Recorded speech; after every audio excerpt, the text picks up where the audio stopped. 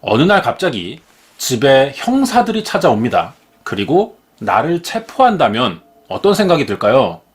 아무 잘못을 한 적이 없는데요. 황당하겠죠. 화도 날 수 있고 억울한 게 가장 크지 않을까 싶어요. 그렇지만 동시에 어쨌든 무슨 일이 생겼던지 내가 한 일은 아니기 때문에 확인만 해보면 금방 오해도 풀릴 수 있을 거고 다시 내가 사는 곳으로 돌아와서 살 수 있겠다라는 믿음과 거기서 오는 당당함 같은 것도 있겠죠. 하지만 나의 결백과 다르게 끝내 범인으로 몰리고 결국 재판을 받고 유죄 판결까지 나왔다고 생각해 보자고요.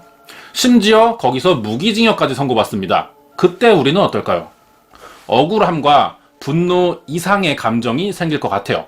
오히려 모든 걸 포기할 수도 있을 겁니다. 이런 사건이 1972년 10월 10일 강원도 춘천시 우두동에서 발생했었죠. 만화방을 운영하던 정 씨가 10살 여자아이를 유인해 성폭행하고 살해한 혐의로 긴급 체포됐던 사건이에요. 그 당시 정 씨는 재판에서 유죄가 입증됩니다. 무기징역을 선고받았고 이대로 사건이 끝났어요. 하지만 아주 나중에 사실이 밝혀집니다. 정 씨는 범인이 아니었어요. 하지도 않은 일로 15년간 옥살이를 한 겁니다. 그리고 출소해서 자신의 결백과 당시의 억울함을 밝히기 시작했어요. 정 씨는 고문과 증거 조작으로 만들어진 가짜 범인이었다는 사실이 나중에 밝혀진 거죠. 이 사건은 제가 2016년에 처음으로 미스터리 사건을 시작하면서 다뤘던 춘천 파출소장 딸 살인 사건이에요.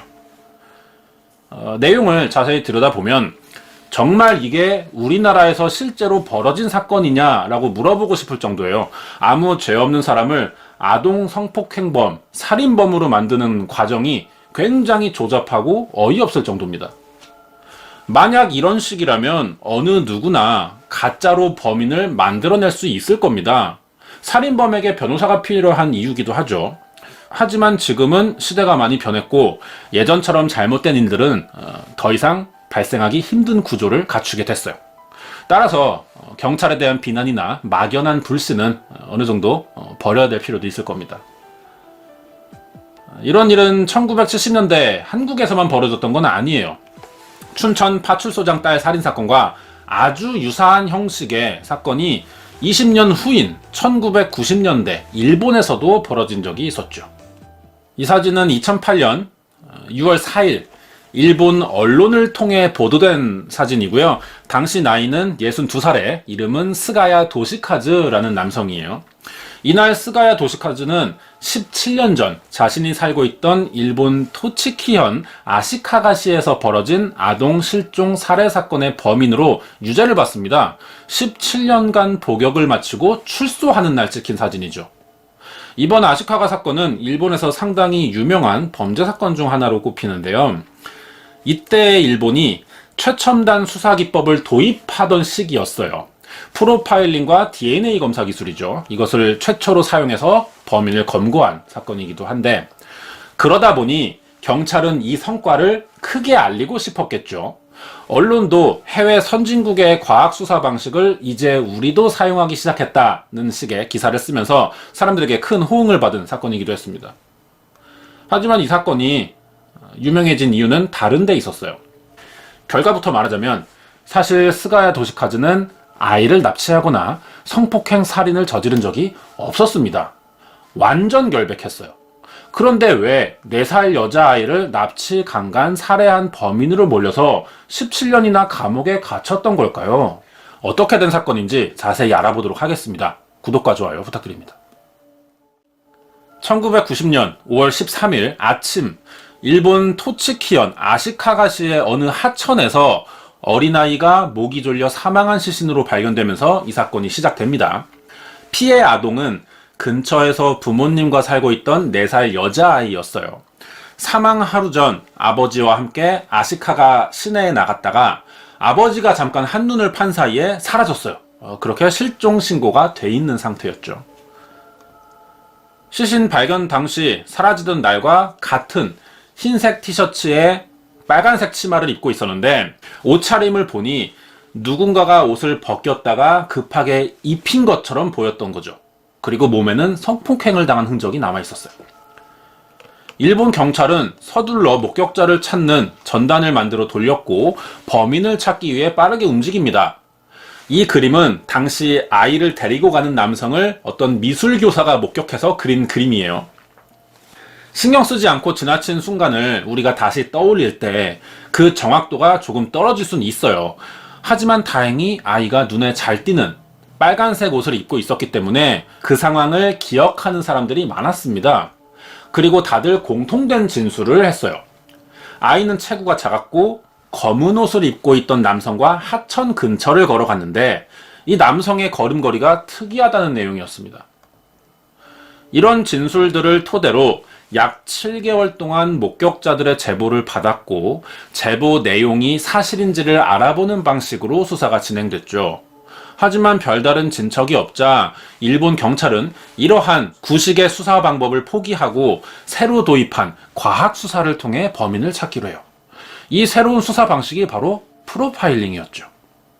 프로파일링, 사건 현장에 남겨진 증거나 범인의 행동 패턴을 분석해 범인의 심리 상태와 경향 등을 추정해 범인의 신상에 접근하는 수사 방식을 말하는데요. 지난주 방송에서 프로파일링에 대한 소개가 있었죠. 이번 영상과 같이 보시면 더 좋을 것 같습니다. 일본 경찰들은 이렇게 아시카가 사건에 최초로 프로파일링을 시도했고 약 1년의 추적 끝에 1991년 12월 2일 어느 남성을 유력 용의자로 체포하게 됩니다. 경찰이 지목한 용의자는 유치원에서 차량 운전기사로 일하던 45살의 스가야 도시카즈라는 남성이었어요. 체포되던 순간 스가야는 절대 아이를 납치하고 살해한 적이 없으며 자신은 범인이 아니라고 소리를 지릅니다. 하지만 이 말을 들어줄 경찰은 한 명도 없었죠. 오히려 절대 빠져나갈 수 없는 결정적인 증거를 찾았다면서 범행 일체를 낱낱이 밝히겠다고 호언장담했어요. 결국 재판까지 가게 된 스가야는 완벽한 증거로 유죄가 입증됐고 무기징역을 선고받습니다. 그러자 2000년까지 8년간 총 3번이나 항소를 했고 자신은 아이를 살해하지 않았다고 일관된 주장을 했지만 3번의 항소심은 모두 기각됐어요. 기각의 이유는 경찰이 찾았다는 절대 빠져나갈 수 없는 결정적인 증거 때문이었죠. 처음 사건을 소개할 때는 스가야라는 남성이 억울한 누명을 쓰고 감옥에서 17년을 살았다고 했는데 지금은 경찰이 범인일 수밖에 없는 결정적인 증거를 찾아냈다고 하죠. 둘 중 하나는 거짓말하고 있다는 얘기입니다. 다시 말하자면 스가야 도시카즈는 여자아이를 납치, 강간, 살해한 적이 없어요. 억울하게 체포됐던 겁니다. 거짓말은 경찰이 했던 거죠. 그렇다면 스가야는 어떤 과정으로 유력 용의자가 됐으며 범인으로 단정 직교된 결정적인 증거가 대체 무엇일까요? 스가야가 범인이 된 결정적 이유는 최첨단 과학수사 방법이라고 불리던 프로파일링 때문이었어요. 현재 프로파일링은 범인을 추리할 때 아주 유용하게 사용되는 수사 기법 중 하나입니다. 이 방법으로 해결된 사건이 많은 건 사실이에요. 하지만 프로파일링이라고 해서 100% 정확한 건 아니죠. 어디까지나 통계를 기초로 추리하는 것이기 때문에 빗나가는 경우가 생길 수밖에 없습니다. 더구나 일본이 프로파일링을 들여오기 시작한 1990년 이전에는 단 한 번도 이러한 식의 수사를 시도해 본 적이 없었죠. 그렇기 때문에 충분한 연구나 기본 정보들이 부족했어요.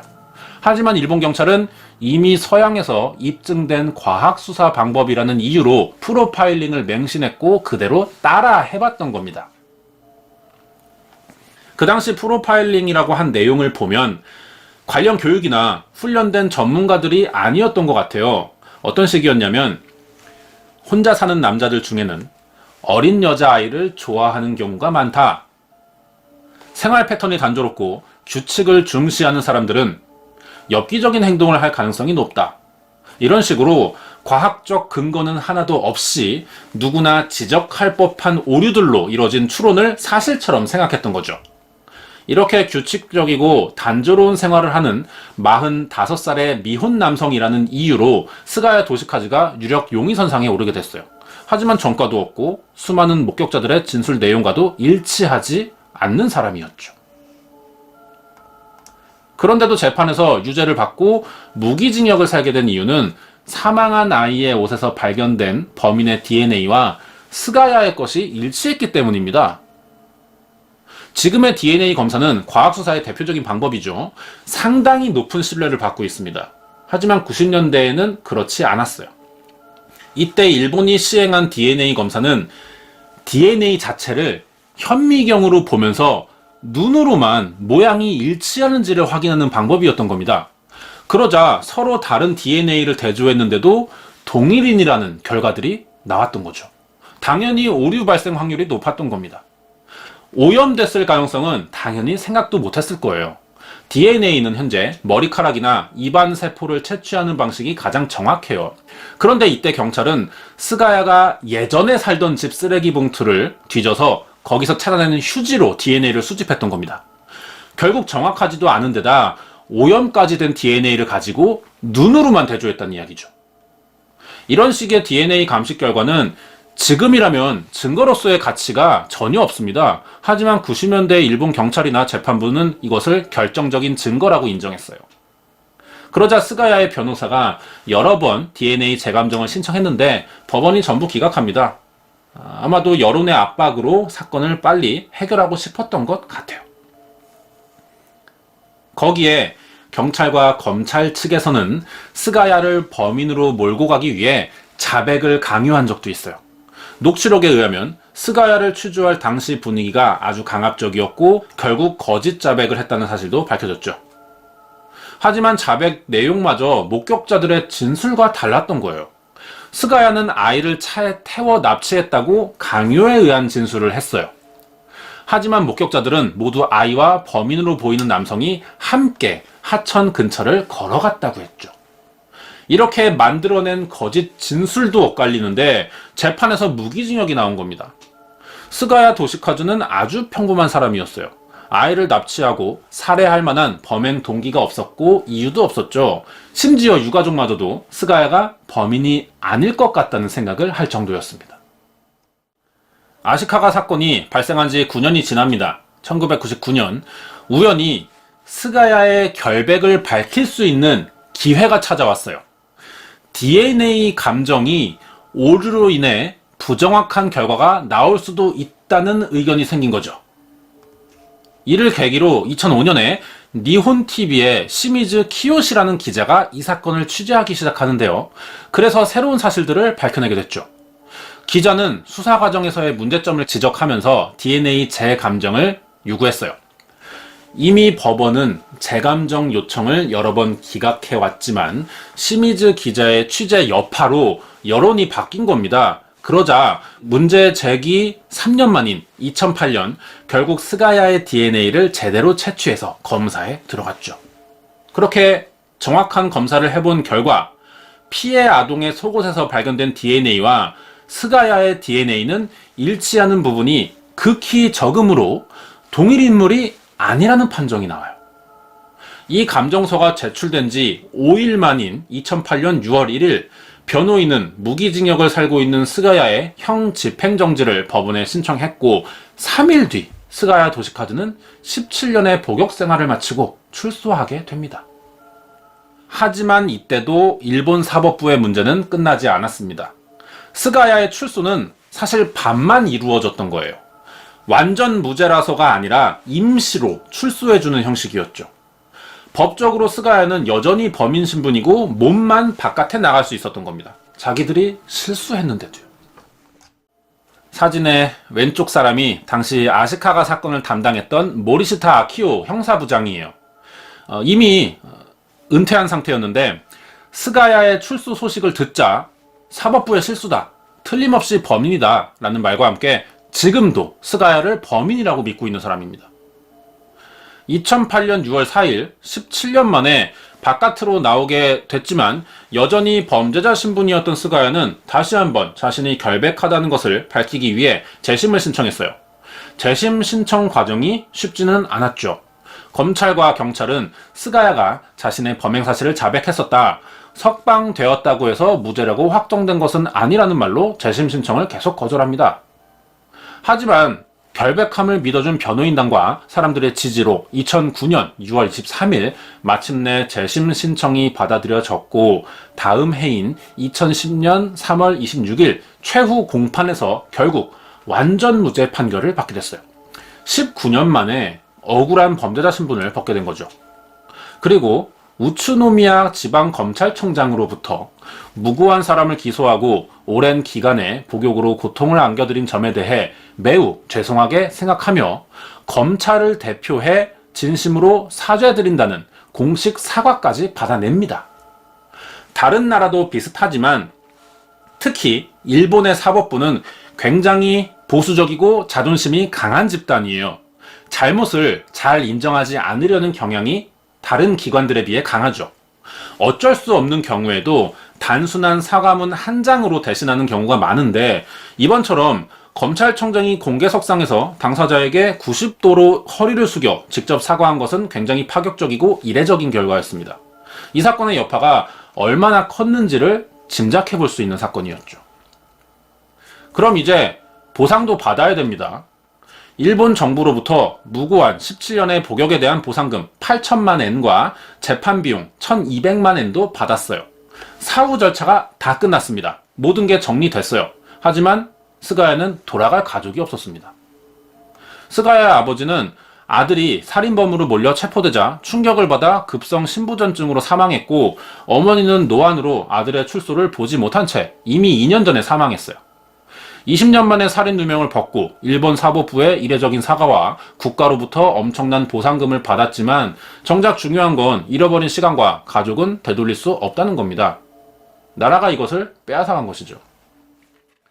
사진에 빨간색으로 표시된 부분이 이번 아시카가 사건의 피해자 유가족입니다. 그리고 작은 사진이죠. 여기 빨간 모자를 쓴 아이가 실제 사망한 피해 아동이고 일본 경찰이 죄 없는 스가야를 체포하는 바람에 또 다른 피해자들이 생겼어요. 피해 아동의 가족인데 당시 범인을 잘못 잡으면서 아시카가 사건이 종결돼 버렸고 이미 20년이 지났기 때문에 스가야가 누명을 벗을 수는 있어도 진범을 잡을 기회는 이미 사라진 겁니다. 자, 아시카가 사건은 어쩌다가 이렇게 됐을까요? 결정적인 이유는 1990년에 막 도입 단계였던 프로파일링과 DNA 감정을 무리하게 진행했기 때문이에요. 무리한 진행에는 이유가 있었죠. 해외에서 들여온 최신 범죄 수사 기법이다 보니 이것을 사용해 범인을 검거한 사례가 필요했던 겁니다. 그래서 이번 사건을 그럴듯해 보이게 마무리하려고 과도한 언론 플레이도 했었던 거고요. 결국 실적 쌓기에 급급했던 일본 경찰의 무리한 욕심으로 생긴 결과였어요. 사건이 전체적으로 1972년에 한국에서 벌어진 춘천 파출소장 딸 살인사건과 비슷하죠. 이렇게 아시카가 아동살인 사건은 일본 사법계 역사상 최악의 실수로 남게 되었고 여전히 진범을 알 수 없는 영구 미제 사건으로 남겨집니다. 당시 진짜 범인은 이 사건을 뉴스나 신문으로 계속 봤을 거예요. 어떤 생각을 하고 있었을지 궁금해집니다. 준비한 내용은 여기까지예요. 이번 사건은 일본 토치키현 아시카가시에서 발생한 아동 살인 사건과 억울하게 범인으로 몰렸던 스가야 도시카즈에 관한 사건 파일이었습니다. 관련된 이야기와 다음 주 예고하면서 마치겠습니다. 아시카가 사건이 일어난 토치키현 바로 옆에 군마현이라는 곳이 있어요. 여기서도 비슷한 여자아이 유괴 사건이 벌어졌었죠. 1996년이었는데 군마현 안에 오타시라는 곳이 있습니다. 여기 어느 성인 게임장에서 4살 여자아이가 갑자기 실종이 돼요. 그런데 이 가게 내부 CCTV에 강력 용의자로 의심되는 사람이 찍힙니다. 어떻게 용의자라고 생각했었냐면 이 사람이 아시카가 사건에서 목격자들이 진술했던 범인의 인상착의, 걸음걸이와 굉장히 비슷했거든요. 그래서 동일범이라고 추측을 할 수 있는 겁니다. 하지만 두 사건 모두 아직 범인이 누구인지 밝혀지지 않은 미제 사건으로만 남아있죠. 다음 주에 다루게 될 사건도 일본인데요. 1979년부터 관동 지역 북쪽에 있는 토치키현과 군마현을 중심으로 의문의 여자아이 실종 사건이 연쇄적으로 벌어지고 있습니다. 이번 아시카가 사건과 1996년 성인 게임장에서 사라진 4살 아동 납치 사건도 포함되어 있어요. 다음 주는 이번 사건에 이어 키타칸토 여아 연쇄살인 사건이라고 불리는 피해자 5 아이들과 자세한 사건 흐름을 알아보도록 하겠습니다. 오늘 내용은 여기까지입니다.